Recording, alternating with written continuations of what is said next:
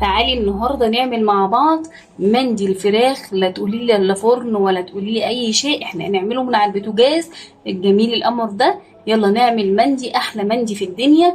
تعمليه جميل جدا ولذيذ وبالوان وبحاجات بسيطه جدا جدا جدا ومن البيت واقتصاديه جدا.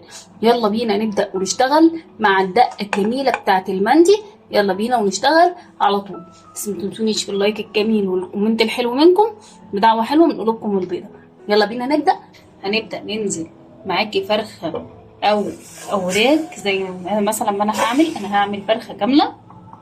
هنزل عليه بميه سخنه،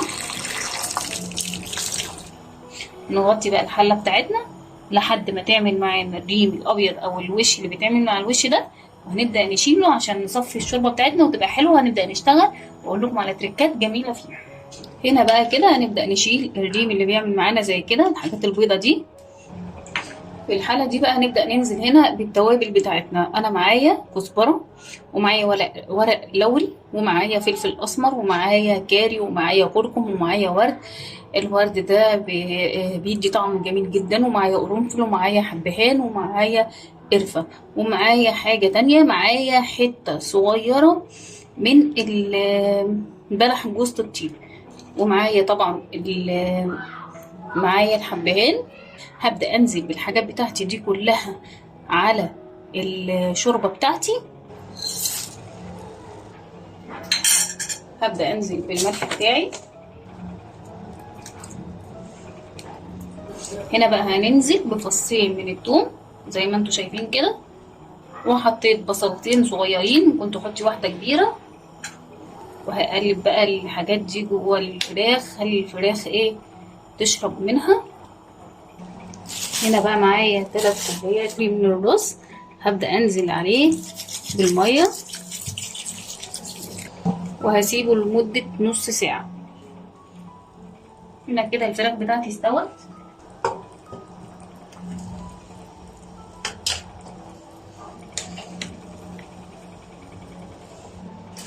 هنزل معايا بمعلقتين زبادي كبار او علبة زبادي بلدي، بمعلقة صلصة معلقة كبيرة. هنزل عليهم ببابريكا، هنزل عليهم بالتوابل بتاعتي، هنزل بالملح، وهنزل بالزيت معلقتين من الزيت.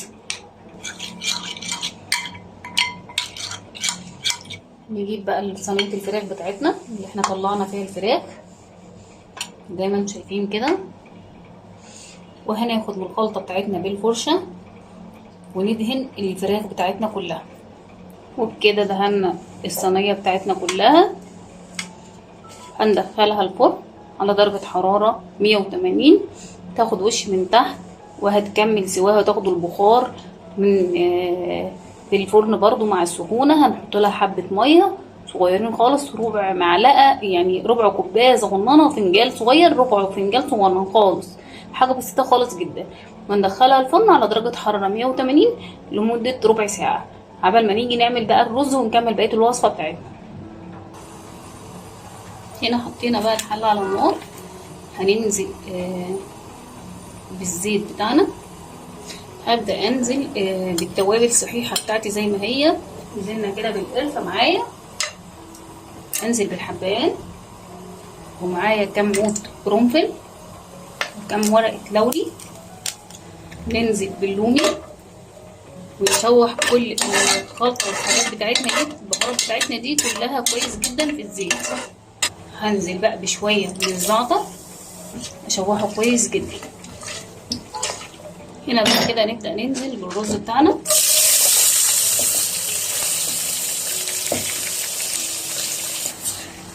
نبدأ نشوح بقى فيه شوية. هنا بقى انا بصفي الشوربة بتاعتي من اي شوائب زي ما انتم شايفين. اللومي هنا طبعا اختياري، في بعض بهارات اختياري اللي انت بتحبيه بخاري بيه. طبعا هنا بقى نبدأ نظبط الملح بتاعنا، هنبدأ نسيبه يستوي على نار متوسطة. هنا بقى كده هنحط حتة زبدة، احنا مهدين النار عليه خالص. ونغطي الرز بتاعنا تاني، وتعالوا نعمل بقى حاجة حلوة. هنا بقى كده هنحط الطبق بتاعنا، هننزل بربع كوباية من مية الورد، وهنزل عليها لون طعام برتقاني، هننزل ربع معلقة من اللون البرتقاني باللون الأحمر. نبدأ نقلب، وهناخد بقى كده الخلطة بتاعتنا دي، وتعالوا يلا نكمل ونشوف هنعمل ايه. وهنبدأ ننزل بالخلطة بتاعتنا زي ما انتوا شايفين، ونغطي بقى عليه ونسيبه شوية مع نفسه. هنا بقى نشتغل ونعمل الصوص بتاعنا. انا معايا هنا 3 حبات طماطم زي ما انتوا شايفين، هنزل عليهم ب3 فصوص او 4 فصوص من الثوم. هنزل بقى بالليمون بتاعي زي ما انت شايفه كده. انا حاطه فلفل اسمر على كمون. هنحط الملح بتاعنا، وهنحط معلقه من الصلصه، وهنضرب كل ده كويس. طبعا انت حابه تزودي اي حاجه من الحاجات دي، الصلصه المفروض تتزود عن كده. المفروض ان هي بتحط لها بقدونس، بس انا مش هحط البقدونس لان احنا مش بنحب فيه خضار، يعني احنا مش حابين فيه نسبه الخضار، فاحنا هنعمل كده. المفروض انه يتحط له كزبره يا بقدونس. خلاص.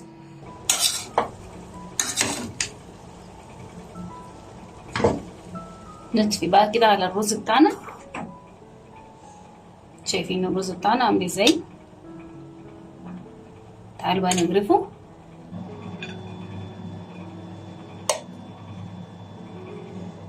هنا بقى كده نحط الفراخ بتاعتنا.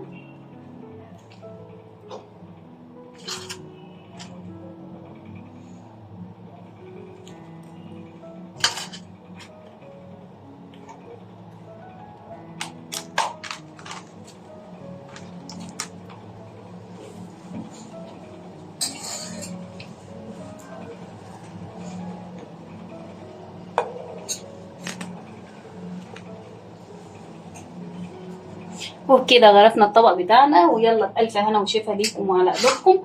تعالوا بقى نشوف الرز بتاعنا. الرز بتاعنا زي ما انتوا شايفين كل حبايه بحبتها. مش قادره اقول لكم طعمه. طبعا اللون حريه ليكي، اختياري، انت اللي بتشكلي وانت اللي بتلوني براحتك انت خالص. لكن انا حبيت ان انا اغير واعمل حاجه تكون لونها كويس كده وحلوه وظريفه تجذب الاطفال. خلاص. تعالوا بقى نشوف الفراخ بتاعتنا. طبعا انت حابه تحطي زبيب حطي زبيب، انا هحط زبيب. انت حابه حطي زي ما انت عايزه. تعالوا بقى نشوف كده مع بعض الفراخ بتاعتنا. عايزه اوريها لكم من جوه عامله ازاي.